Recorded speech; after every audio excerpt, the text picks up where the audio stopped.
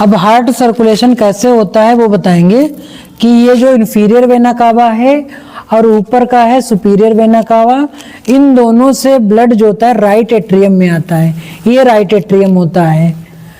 उसके बाद ट्राइकप्सिड बाल्व, यहाँ पे 3 बाल्व होती हैं, इसके द्वारा ट्राइकप्सिड बाल्व के द्वारा राइट वेंट्रिकल में आता है ब्लड।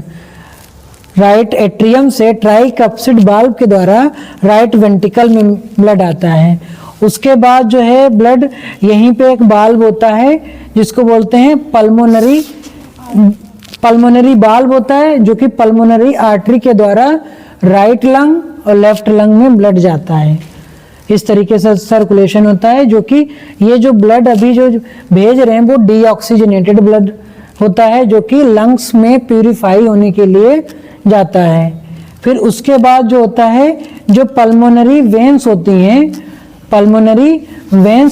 उनके द्वारा लेफ्ट एट्रियम में ब्लड आता है, दोनों लंग्स से फिल्टर होने के बाद। नेक्स्ट उसके बाद जो है नीचे की तरफ ब्लड आएगा लेफ्ट वेंट्रिकल में, किसके द्वारा आएगा? बाइकप्सिड बाल्व के द्वारा आएगा। इधर 2 बाल्व होते हैं इसलिए इसको बाइकप्सिड बाल्व बोलते हैं, जो कि लेफ्ट वेंट्रिकल में आता है। लेफ्ट वेंट्रिकल से ब्लड यहीं पे एक एरोटिक बाल्व होता है, जो कि एरोटिक बाल्व के द्वारा एरोटा में जाता है ब्लड, और एरोटा से पूरी बॉडी में सप्लाई होता है। इस तरीके से इसका सर्कुलेशन होता है हार्ट का, जो कि एक बार हम फिर से बता दे रहे हैं। Inferior vena cava, superior vena cava से राइट एट्रियम में ब्लड आता है। उसके बाद राइट एट्रियम से ट्राइकप्सिड बाल्व के द्वारा राइट वेंट्रिकल में जाता है। इसी में पल्मोनरी जो आर्टरी होती है, पल्मोनरी वाल्व के द्वारा पल्मोनरी आर्टरी में जाता है, जो कि लेफ्ट लंग में और राइट लंग में ये ब्लड फिल्टर होने के लिए जाता है।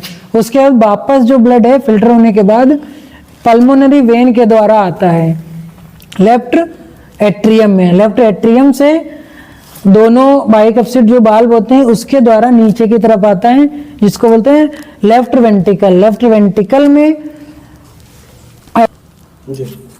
एरोटिक बाल्व के द्वारा एरोटा में ब्लड जाता है और एरोटा से पूरी बॉडी में ब्लड का सप्लाई होता है।